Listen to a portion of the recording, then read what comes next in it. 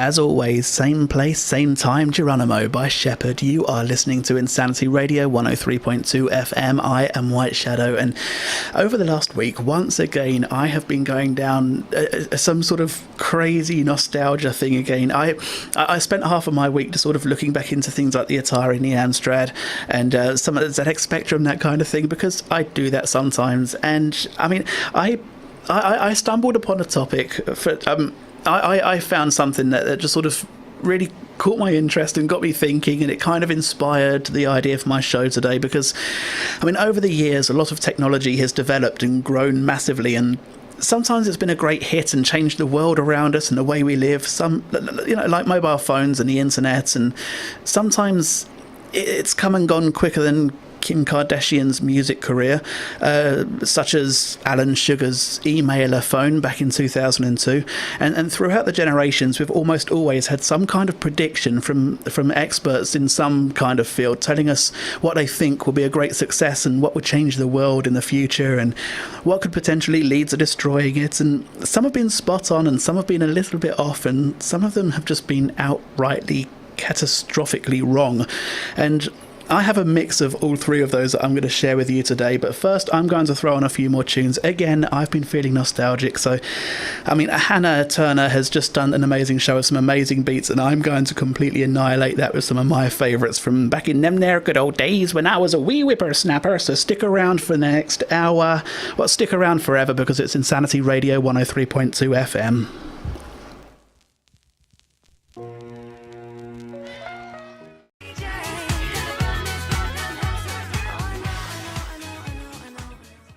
Murder on the Dance Floor by Sophie Ellis-Bextor. Before that, we were listening to Say You'll Be There by the Spice Girls. Yes, I did that. I put on Say You'll Be There by the Spice Girls.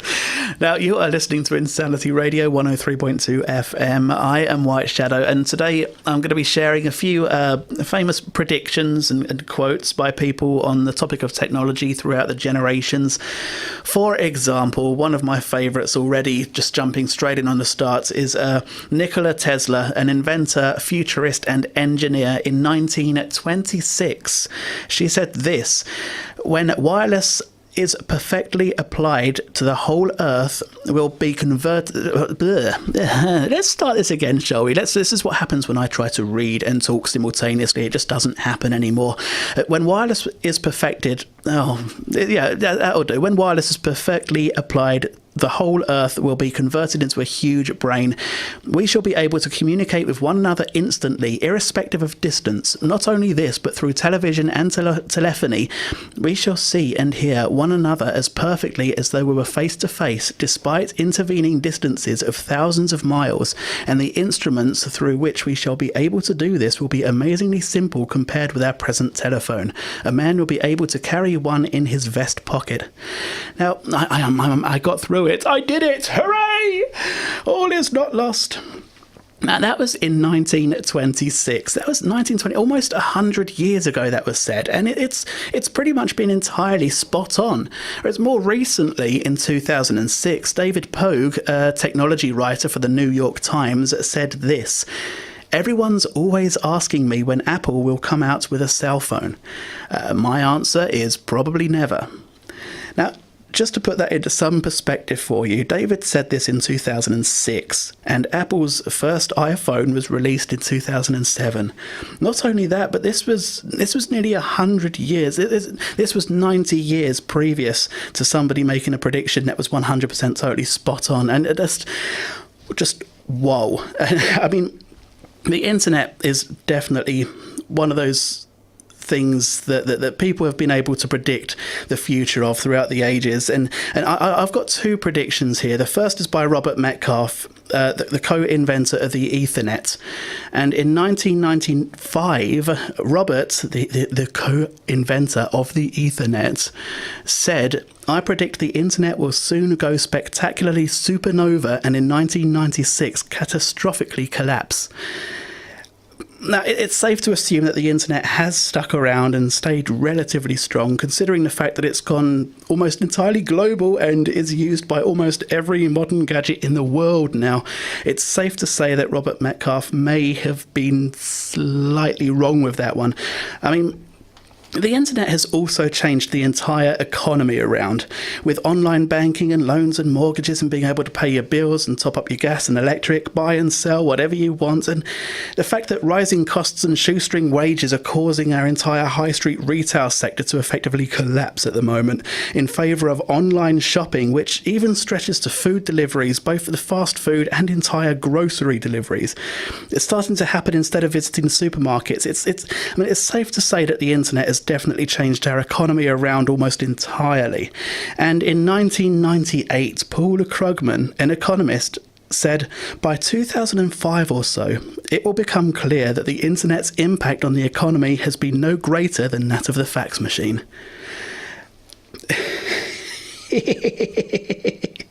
You ain't nothing but a hound dog, girl.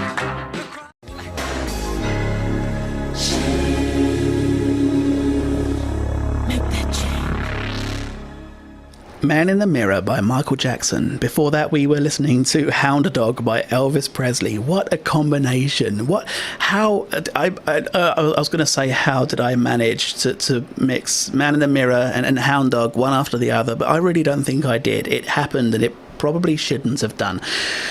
Now, I've been sharing quotes and predictions from years gone by, and in the last link I was talking about the internet and mobile phones, and in 1981, Martin Cooper, an engineer and pioneer of wireless communications, said cellular phones will absolutely not replace local wire systems. And I think it's safe to say that exactly that did happen. They have pretty effectively replaced local wire systems. And speaking of local wire systems, Sir William Henry Preece, the chief engineer to the British Post Office in the late 1800s, said, "The Americans have need of the telephone, but we British do not. We have plenty of messenger boys." Now, I don't think I need to go into too much detail of how many messenger boys exist out there as far as I'm aware. But let's move on. Let's move on. Computers are also things that almost every household has now. I mean, I can name one family that doesn't actually own one, but let's not go there. Some households have a lot more than one. Some homes have a desktop PC, a laptop or Chromebook for each member of the household, along with tablets and Macs. And computers are everywhere now in all kinds of forms. In fact, there are an estimated 3 billion active computers in the UK alone right now, which just goes to show how much foresight the chairman of IBM, Thomas Watson, actually had when in 1943 he said this: "I think there is a world market for maybe 5 computers." But computers, phones and internet aren't the only things that experts are tripping over themselves to figure out and predict. Television has also had its fair share of professionals sharing their thoughts on it. Louis-Jean Lumière, the inventor of the cinematograph in 1929, said this: "Talking films are a very interesting invention, but I do not believe they will remain long in fashion." I think it's safe to assume that talking films with sort of vocals have pretty much picked up. They're pretty much mainstream. I can't remember the last time I saw a film that didn't involve words. I'm going to have to look into that one. If I find out, I might let you know next week. Also in 1946, around about the same time that colour TV was becoming a viable option for the mainstream, a famous film producer by the name of Daryl Zanuck said, "Television won't be able to hold on to any market it captures after the first 6 months. People will soon get tired of staring at a plywood box every night." Now, it's kind of worth pointing out that not only have televisions managed to somehow keep us engaged for much more than the 6 months predicted nearly 80 years ago, but so many of us are engaged that we have more than one TV. Some of us have one in the lounge, one in the kitchen, one in the bedroom.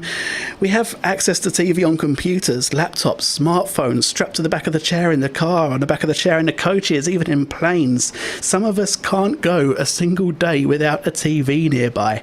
And Again, I think there's a slight chance that the prediction was just very slightly off par. I'm going to be sharing a few more. Stick around to Insanity Radio 103.2 FM. I am White Shadow, and I'm going to play you some of this. Why not? Let's do this. a genie in a bottle, baby. Come on and let me out. Genie in a Bottle by Christina Aguilera, and before that we were listening to Strong by Robbie Williams, and I haven't heard that in such a long time, and I miss it already. I almost want to play it again. Do you think no, for your sake, I won't play it again. Now, I've been sharing predictions made by famous people throughout the ages, and well, I think technology will be in the future, which is kind of already here now in comparison, and so far I've covered the internet and mobile phones and landlines and computers and television, but it certainly doesn't stop there. Just about every form of technology gets people trying their hand at guessing where it'll be in the decades into the future, including flight and mail and sometimes a mix of the two. Simon Newcomb, a mathematician and astronomer in around 1902, once said that flight by machines heavier than air is impractical, insignificant, and potentially utterly impossible.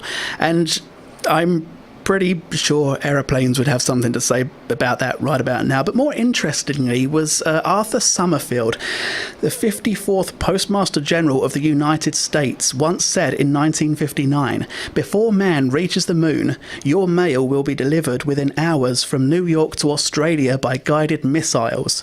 We stand on the threshold of rocket mail." And now I want to get into the history of this a little bit, because in 1959 a batch of rocket mail did actually happen once. Arthur Summerfield struck up a deal with the US Navy to make this happen.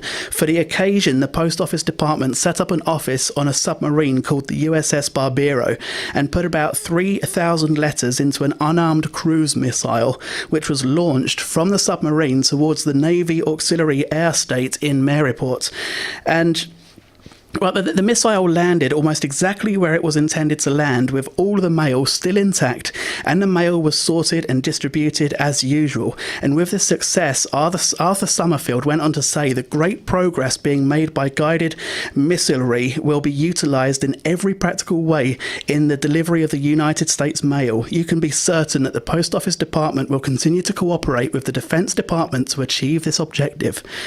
But the Defence Department had other ideas. You see, just 2 years before this, the US flew a B-52 missile around the world without stopping to refuel in order to prove a point about military capabilities. And the Cold War arms race was in full swing, and the offer of trying the mailing experiment gave the Defence Department an opportunity to display the accuracy and reliability of US missiles. And once this was proven, they saw no real point or purpose in any kind of ongoing relationship with the Post Office Department. So yeah, rocket mail was not to be, but I mean, well, on the topic of predictions, I want to make one right now, because I want to predict that the future of mail delivery will be supported by drones. I don't think they'll take over the routes to get the mail to your door, but I do think they'll play a significant role in taking the bags of mail through the network of the sorting offices. Maybe one day mailboxes will be replaced with new ones that allow drones to collect the mail from the mailboxes and take them to the sorting offices. What do you think? Let me know. Tweet into the studio at Insanity Radio, and I'm going to throw on a few more tunes. What have we got next? Oh, let's do a bit of this. Stay tuned to Insanity Radio 103.2 FM.